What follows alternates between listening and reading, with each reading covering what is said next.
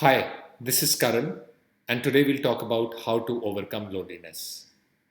But the first logical question to ask is why do we feel lonely? And I really like what the Bhagavad Gita has to say about the nature of the human condition in this context. It says that man's soul cries for the infinite in a finite world. Hence, everything in the world of people and objects eventually will be incomplete because our soul is thirsting for something higher than that, or for the infinite in this case. So, in a sense, loneliness is the nature of the human condition. Some people verbalize it, the others don't, but that's inherent to our experience of being a human is that we will feel this constant gnawing sense of incompleteness, and that's what is loneliness. So, what are the ways to overcome that? I have four steps for you, and all of them fall into the same category around letting go of your sense of I or sense of self, or this constant speaking, chattering mind, which is even judging itself to be lonely and is wanting things, and it choose experiences that help you let go of that sense of self. And what are those experiences? The four experiences that I have for you today are: first, meditation. I've spoken a lot about this, so I won't get into a detailed thesis about that. But meditation is perhaps your best antidote towards loneliness, because with meditation, you are deliberately trying to stop the constant, relentless chatter in your mind. You are kind of stopping thinking about yourself as a person to just basically get a touch of the infinite. So, meditation is perhaps your best antidote to loneliness. So, that's kind of one. The second I would say is relationships. And again, relationships are special in this context because we've all experienced that often speaking to people is the time when you almost feel the most loneliest. So what is it about relationships that can help you overcome loneliness? And again, that goes back to the same principle. If you're in a relationship in which you can let go of your sense of self, then you will feel that kind of glow of kind of being very complete in that moment.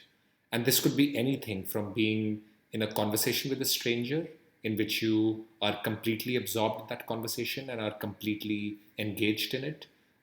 You will feel that same sense of losing self, or it could be with a loved one, whether it's your spouse or your parent or your sibling, in again in which you have no sense of wanting and comparison and judgment, and you are kind of completely immersed in love for that person.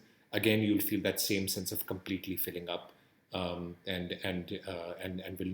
will not feel lonely. And this often happens to me when I'm with my wife, for instance, and I have just you feel completely complete in that relationship because you are giving yourself completely to it and have no sense of self-led or no sense of kind of personal agenda left at all. Your and so meditation, relationships, if neither of these two work for you, work can actually be a great tool to overcome loneliness. But again, this is a special kind of work in which you become just a medium for the work to express itself. So you're so fully into that zone of working that you have no conscious thought of self left at all. For me, this happens often during my writing, because when I'm writing, if I'm very occupied by this idea that my work has to mean something in the world or has to mean something for my reader, I often get into a zone in which I become just a medium for the words to express themselves, and I have no sense of authorship left at all. So if there's work that you are extremely passionate about and work that you feel is completely aligned to your nature, then again, you'll kind of, doing that work, you'll feel that complete suspension of self, which will help you overcome loneliness. Now, if neither meditation nor relationships nor work is available to you, the fourth and final step is selfless service. And this in India is often called Karma Yoga. Now, why does selfless service help? For that moment of giving that service, you lose your sense of self and you're completely focused on delighting someone or offering something to someone. And that kind of service, often rare, but when it happens, will again lead you to a complete stoppage of loneliness. For me, this often happens when I'm teaching a meditation class to kids, for instance, right? I have no agenda.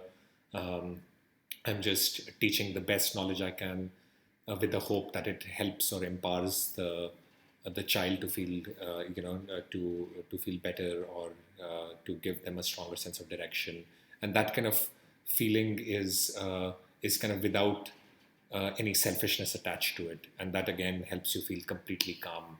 So whatever that means to you, my only suggestion is choose something consistent and something which is in line with your nature versus one charity event here, one soup kitchen there, cutting a check here. Do something in which you can completely kind of immerse yourself in it and forget yourself in that context. So those are my 4 steps to avoid loneliness. First, understand that it's part of the human condition. Then either meditate or commit to a very deep relationship in which you don't have the kind of yourself at its core, or work or do selfless service. I hope this was useful. If I can answer any other questions, please email me and I will do so next week. Until then, my very best. Thank you.